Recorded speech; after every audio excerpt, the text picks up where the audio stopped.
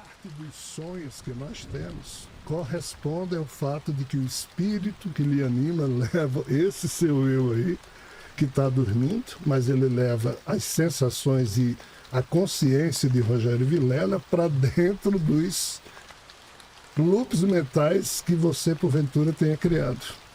Então, todos nós, quando sonhamos, tem dois aspectos no sonho.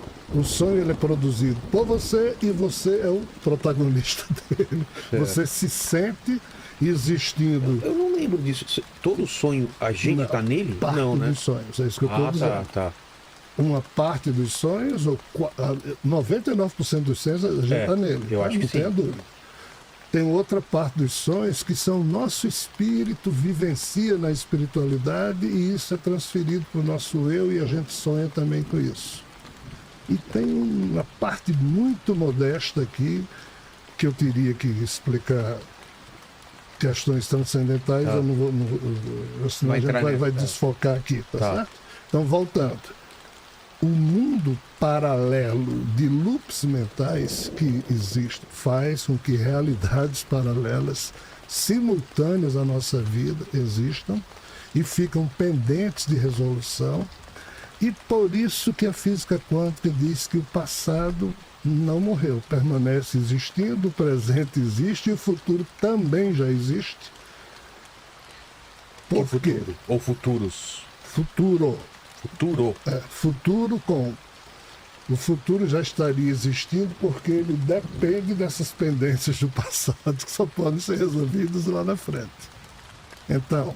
Essa parte não sei se eu entendi. É complicado. O futuro, ele já existe porque depende de pendência do passado? Como assim? Vamos falar de futuro, vamos dar um exemplo. Eu estou pensando em ter um filho esse ano, por exemplo, o ano que vem. Esse futuro já está decidido se eu vou ter esse filho ou não, porque eu estou na dúvida. Mas depende do que esse futuro? Então eu não tenho essa decisão? Como que funciona isso? Tem, sim. Tenho? Tem. E essas pendências do passado, o que são então? Se agregam à sua decisão, mas assim... Primeiro é importante a gente fazer aqui uma vírgula, tá? Desde que a gente começou esse programa, nós estamos falando sobre assuntos muito profundos. Claro.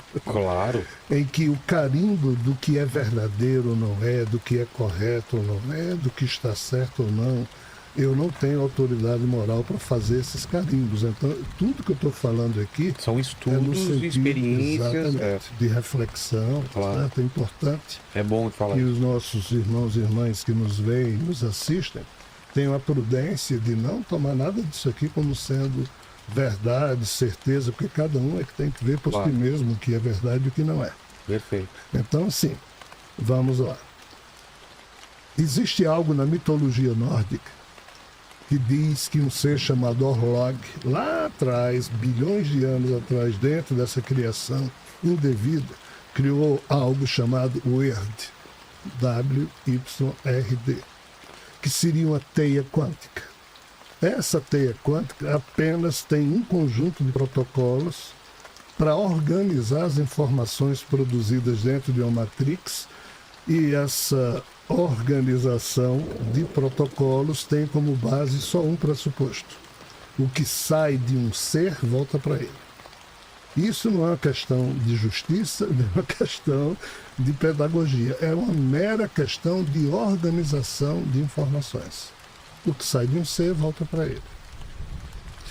Com o tempo, Orlog criou 3 nornes, ou nornas, para administrar esse jogo aqui da Wyrd. Eu estou contando a mitologia nórdica para poder responder a sua pergunta. As 3 nornes que surgiram, Urd, Vivendri e Skuld, seriam espécies de computadores quânticos para processar o que já aconteceu. Então essa Urd seria um norne, uma norne criada para que na sua mente tudo que aconteceu com aqueles códigos fique registrado. A Vivendri, ou Vivendri, é o que acontece no momento. Então, frente ao que acontece no momento e ao que está registrado, como o que sai de um ser volta para ele, a todo instante, isso aqui está sendo equacionado para que uma resultante volte para o ser que gerou aquele vetor, aquele fator. Então, Skuld, que seria a Norne do futuro, não é uma Norne que, entre aspas, vai decidir nada. Ela apenas vai colecionando as pendências desse retorno, que ainda não aconteceram, porque não foram finalizadas certas ações iniciais. Então, se Rogério, tem raiva de Rogério Vilela no exemplo, enquanto isso não se resolver, vai ter um futuro cobrando que isso seja resolvido. Se for resolvido, não tem futuro. Tá. Então, parte do futuro estaria já pré-determinado pela necessidade das pendências das cópias eferentes produzidas pelas mentes dos seres. Aí é preciso que esses seres cumpram a finalização dessas cópias eferentes, e na hora em que fazem, produzem cópias aferentes, e se isso zerar isso, está tudo bem. Ah, eu decidi ter um filho. Será que isso já está plenamente definido? Não. Há certas coisas do futuro que não estão definidas. Mas pode ser, sim, que você já tenha nascido no Prarabdha Karma, com a perspectiva de que o seu espírito tem encomendas. Sei. E a sensação de querer ter filho seja o seu espírito jogando aí no seu cérebro se acende e Rogério tem vontade de ter filho, pensa que é ele que está tendo. Ou seja, é profundo o assunto. O Lenny, a gente fez uma questão aí, que ele está um tempo sem namorar. Exato. Se o ano que vem, 12 de junho, ele vai estar namorando ou não, né? Então não sei se está escrito. Acho que eu já tô... Tá escrito a lápis também, né? Não é? E eu tô tentando somar aqui, mas a minha calculadora tá só diminuindo. Só diminuir. Vê se Mas- não chega na data. É. Aí, Jean. Então vamos lá. Tá falando de passado, presente e futuro. Essas coisas. Quando a gente fala em passado, presente e futuro, tem vários filmes, vários livros que falam em viagem no tempo. Você acha que algum dia vai ser possível, talvez, a gente viajar no tempo? Porque a gente viaja no tempo já, só que só pro futuro. É possível reescrever o passado de alguma forma? Seguramente. É. Mas não através de viagem no tempo, Bom. na minha lógica. Tá. Tá? Mas assim, eu não sou autoridade em coisíssimo nenhum, então eu não posso dizer sim e não aqui com a pretensão de... Mas a física quântica, as equações de Einstein e todas as derivações a partir disso, da relatividade, junto com os trabalhos de Planck, da física quântica, Maxwell, outros tantos aí, mostram que você, sim, hoje modifica o passado. Porque o tal do passado existe, nunca deixou de existir, devido a essas cópias todas que existem dele. Tá certo? Então, se existe problema pendente e está guardado em algum lugar, um dia será resolvido. Só que para nós humanos, essas três noções do que aconteceu, o que está acontecendo, o que precisa ou o que vai acontecer, a gente chama de presente, passado e futuro. Mas numa certa perspectiva, se você saísse da condição humana e pudesse ver isso de uma outra condição, você veria um momento presente e único acontecendo. Só que esse cérebro não sabe lidar com esse momento único Esse assim. contínuo. Ele lida... Chamado contínuo. Né? Exatamente. A nossa vida é o quê? Imagine você entrar num filme que já começou há 40 minutos, assista 5 minutos e depois o filme acaba, vírgula. Você morre e o filme continua. É. Aí você não entende o filme, você tenta deduzir o início. Tem um piscar de olhos, né? A nossa vida é isso. É uma vida muito rápida, então a gente nunca tem contexto do todo. Aí daí a noção de passado, presente e futuro. Se nós fôssemos, entre aspas, eternos, a gente não teria essa noção desse jeito. Mas essa ideia do antes do Big Bang, ou antes da criação, o tempo já existia ou era uma coisa fora do tempo? Aí a ciência diz que todas as leis que nós conhecemos, que definem a noção de não espaço-tempo, funcionariam. morrem, não funcionariam. Que é o que é parecido quando você entra num buraco negro, né? Quando você Em tese, atinge sim. a singularidade. Mas Né? também ninguém sabe. É. Porque o buraco negro, ele rouba a informação da memória do elétron. Exato. Mas ninguém sabe muito bem. Vem uma informação em 3D, quando o buraco entra no horizonte de eventos de um buraco negro, o buraco negro chupa essa informação, ela se transforma em 2D, a ciência sabe até aí. O que acontece a partir daí a ciência não sabe. É. Segundo a fofoca mitológica, o tal Criador, quando gerou com a sua própria Kundalini essa criação que o puxou para dentro, e por isso que a mitologia fala de ovo cósmico, em que o Criador... É como se uma galinha fosse pôr um ovo, a galinha caiu dentro do ovo. Aí deixou de ser galinha, o ovo explodiu, aí criou 2 universos, e o eu dessa ser que foi galinha caiu em um deles, mas sem se lembrar que foi uma galinha. Então, assim, é meio complexo você situar as questões nesse termo, né? E descobrir a verdade na condição em que nós estamos, para tentar entender como era o antes de ter surgido o ovo, de ter surgido o universo, a ciência chama de não tempo. Exato. Então, mas dentro do que eu estou entendendo, existe esse Criador, existe quem criou a vida na Terra que não seria esse Criador, ou seria? Seria ele e os seus descendentes. Seus funcionários ou... Não, descendentes. Descendentes As mitologias falam isso. Semideuses ou seriam deuses? Falando claramente. Vamos tomar a mitologia grega, que é a mais conhecida de todos nós aqui no Ocidente. A mitologia grega fala que Caos, Tartar e Eros surgiram como sendo o Brahma, Vishnu e Shiva da mitologia. Sei, tá? o trio. O Caos caiu, Tartar e Eros mergulharam para ajudar Caos. Esses 3 seres, em algum momento, criaram Érebo, Nix. Aí Nix criou Moros, Thanatos, Hipno, Morfeus, ou seja, uma série de criações. Aí diz que a partir de um certo momento, uma outra geração de deuses foi criada. Então Uranus foi o protótipo dessa nova geração de deuses, criou uma porrada de outros seres. Aí depois Cronos, filho de Uranus, criou uma porrada de outros seres que são chamados titãs. Depois Zeus, filho de Cronos, criou uma porrada de outros deuses que são chamados olimpianos. Então, assim, tudo isso são gerações de descendência dos 3 deuses primordiais. Sei. Então, a criação da Terra, Caos diz que foi ele, mas Zeus aqui diz, não, quem criou fui eu e os humanos também fui eu. Ou seja, as mitologias contam que esses seres são malucos, não tem a lógica racional que nós temos, é um outro tipo de lógica maluca. E o que é que Brahma, Vishnu e Shiva na mitologia ariana discutem sempre? 2 assuntos.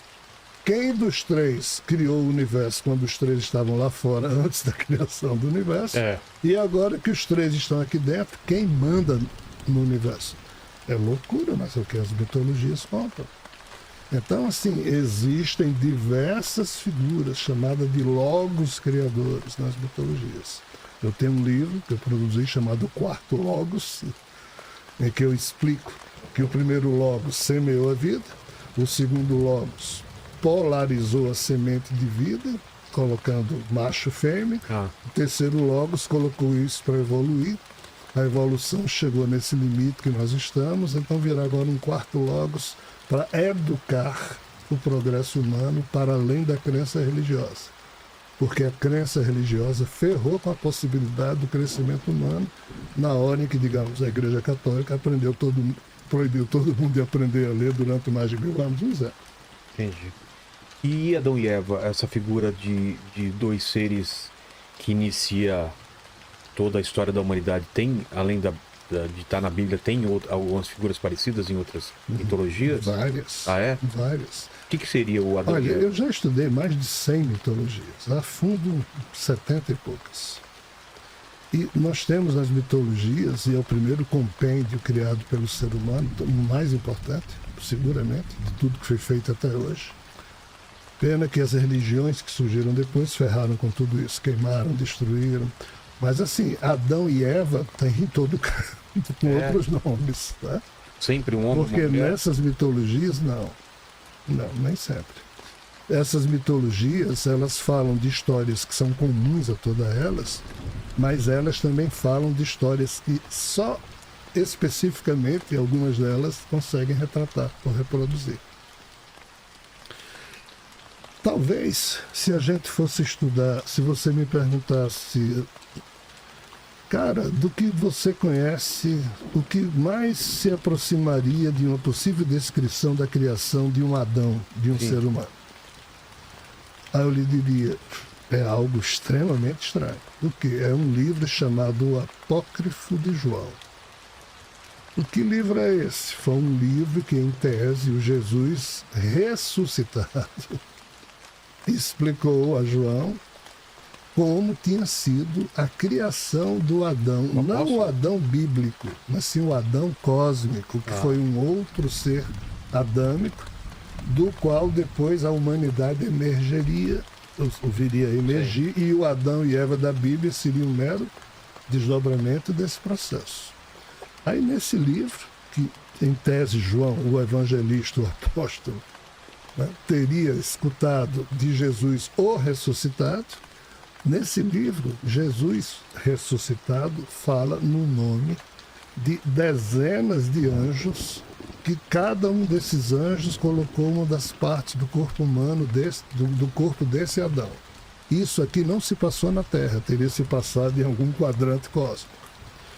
E também é citado nesse livro o nome dos demônios. Demônios seriam os habitantes desse universo antimaterial vizinho ao nosso, que teriam criado ou emprestado os sistemas operacionais dos seus corpos de plasma. Então, sob a perspectiva desse livro, o ser humano, antes de ser criado aqui na Terra, foi criado num outro rincão cósmico, ou num outro mundo, seja lá onde for, com a participação dos anjos clones que Brahma ou Javé mandou executar, e os anjos não sabiam criar os sistemas operacionais, endócrino, circulatório, porque eles são robôs, então os demos do universo vizinho cederam o seu conhecimento dos sistemas. Então, sob essa perspectiva, o ser adâmico criado, parte veio desse universo, da matéria que os anjos deram, e outra parte veio de ideias de como esse corpo poderia funcionar, vindo dos demônios. Esse aqui é o primeiro Adão. Esse Adão Cadmon, que o sistema cabalístico, a Kabbalah ou a Kabbalah fala, é diferente do Adão e Eva bíblico. Esses aqui são humanos, esse aqui não era. Então, unir essa história com o Adão e Eva bíblico é toda uma aventura intelectual que eu faço nos meus livros, mas aqui passa por um detalhe pitoresco, que tem a ver com o quê? Com o fato de que nós conhecemos Jesus através da ótica da Igreja Católica, mas existem outras óticas para se conhecer Jesus que foram escanteadas pela própria Igreja Católica. Então nós temos a face do Jesus que os apóstolos disseram ou produziram, que é Jesus o Nazareno, Jesus o Galileu, Jesus o cara simples lá da Galiléia. Tem a face de Jesus Cristo, que foi Paulo que inventou. O nome Cristo nunca existiu enquanto Jesus foi vivo. Ah, é? Nunca ninguém chamou, ei, Jesus Cristo, isso não existiu. Porque o nome Cristo só surgiu depois da morte de Jesus. Quando Jesus morreu, ele ressuscitado, olhou para os apóstolos e deve ter pensado, a turma não entendeu nada. Por quê? Porque os apóstolos, depois da morte de Jesus, se reuniram numa casa em Jerusalém, se esconderam e ficaram com medo de serem também crucificados. E a mensagem de Jesus para o mundo, esses apóstolos disseram que não era para o mundo, era só para judeu. Então Jesus, morto, ressuscitado, vendo isso, ele foi atrás de Saulo de Tarso, que depois assumiu o nome de Paulo, e pediu a Saulo para parar de perseguir os cristãos e ajudá-lo a levar o cristianismo para os gentios, ou seja, outros povos. O resto do mundo. Então, foi aqui que Paulo, que nunca havia visto Jesus em vida, Paulo nunca encontrou Jesus. Paulo não conhecia os ensinamentos de Jesus. Então, Paulo criou por ele mesmo, pensando estar assim contribuindo com Jesus, dois conceitos. O da salvação, Jesus nunca abriu a boca para dizer que o ser humano precisava ser salvo. E a doutrina da justificação pela fé, que basta ter fé que está tudo resolvido. Esses dois conceitos Paulo criou, e Jesus olhou assim e disse, aí foi Paulo que se referiu a Jesus, o ungido por Deus. Esse o ungido, em grego, significa Christos. Então compreenda, só quando Paulo passou a falar de Jesus, que já havia morrido, como sendo o ungido de Deus, é que esse nome Cristo aparece. Só que Jesus começou a transmitir a Maria de Madalena, que aparece agora como sendo a grande artífice desse novo projeto de Jesus. Uma outra revelação, e essa foi muito maior do que a que Paulo fez e a que os apóstolos fizeram. E aqui Maria de Madalena, com os discípulos que acompanhavam Jesus, porque além de apóstolos, Jesus tinha 12 apóstolos, mas eram homens simples da Galileia, homens quase analfabetos. Mas os discípulos que rodeavam Jesus, esses eram judeus, mas helenizados, que haviam sido formado em suas personalidades no âmbito da educação helênica, falavam grego. Aí aqui Maria de Madalena e esses discípulos produziram centenas de manuscritos, inclusive esse livro que eu acabei de falar, o Apócrifo de João. Mas o que é que aconteceu? Aconteceu que esse movimento aqui ficou muito mais forte do que os outros dois. Aí, no século II, aproximadamente, no ano 140, surgiu um personagem que terminou provocando uma movimentação muito forte no cristianismo e fez com que a obra de Maria Madalena fosse mais importante que o resto. Quando o cristianismo, no século IV, deixou de ser perseguido pelo Império Romano e se tornou a religião oficial de Roma, porque Constantino, imperador romano, assim o fez, os bispos, até então não existia a figura do Papa, os bispos das diversas igrejas que Paulo havia fundado, eles precisavam definir qual era a cara de Jesus, se era Jesus o Galileu, Jesus o super-herói que Paulo definiu como sendo Cristo, ou aquele Jesus que dizia coisas estranhas, diferentes de tudo que ele havia dito quando estava vivo. Foi quando no concílio de Nicéia, em 325, e em outros concílios do século IV, o cristianismo foi substituído pelo catolicismo, e em 373 depois de Cristo, o bispo Atanásio mandou destruir todos os livros que Maria Madalena havia produzido. Aí a face de Jesus, explicando as coisas, sumiu. Que coisas? Nossa. As coisas que ele não explicou em vida. Por que é que Jesus fez isso? Muito provavelmente ele se enganou. Muito provavelmente o homem Jesus foi ingênuo lidando com o tal Javé. E só quando na quinta-feira à noite, antes de ser crucificado, que ele disse: Javé, me livra desse cálice. Se puder. Eu sei que eu nasci para cumprir os seus desígnios, mas olha, os seus desígnios pressupõem que eu devo usar meus poderes para subjugar os humanos. Eu não vou fazer isso. Jesus se recusou a cumprir isso. Mas ele fala que seja feita a tua vontade. Aí Javé disse: não, eu não aceito, porque Jesus tentou convencer Javé, segundo as fofocas espirituais, de que ele levaria os humanos para o controle dele, mas pelo amor, pela boa nova. Javé queria a velha aliança. Jesus propôs uma nova aliança e Javé não. Aí ele disse: eu não vim ao mundo fazer minha vontade, mas a sua. Então eu vou fazer sua vontade no sentido de ser então crucificado, mas eu não vou usar minha força para dominar ninguém. Aí exigiu que Jesus não usasse os superpoderes deles para fugir à crucificação. Por isso que Jesus se deixou crucificar no dia seguinte. Só na cruz é que ele percebeu que ele havia sido ingênuo, pensando que Javé iria se sensibilizar com alguma coisa. Não fez. Como aconteceu com Abraão. Mata teu filho. E Abraão, né? Como aconteceu com Abraão. Só na hora que Abraão ia matar, mas assim, na hora em que um Deus faz isso com um ser humano, e um ser humano decide obedecer a esse Deus, na hora em que ele já ia cumprir, o DNA dele já estava sujo, porque a tal ordem dos deuses já havia feito com que Abraão usasse a racionalidade dele para o quê? Para obedecer a ordem, e não para dizer: não vou fazer isso. Jesus resolveu dizer: ei, eu não vou fazer isso aí. É a diferença de Jesus para Abraão. O filho de Abraão foi poupado porque Javé foi bonzinho, mandou um anjo segurar a mão de Abraão. Mas Abraão já estava corrompido pela ordem. Ia matar o filho dele. Porque um tal Deus maluco mandou.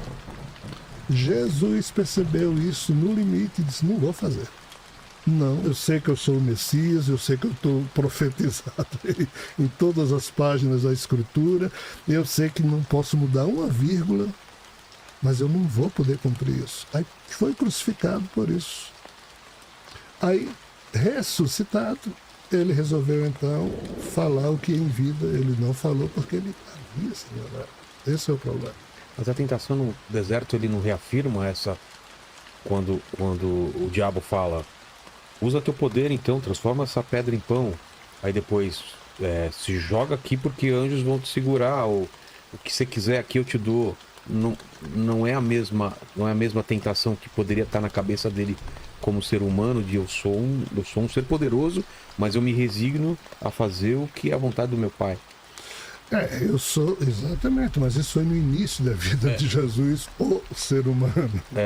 O Jesus, o ressuscitado, que eu estou falando aqui, já era o Jesus morto após a crucificação. Sim, sim. Então, mas não é a mesma coisa. E aqui... Não, estou me referindo a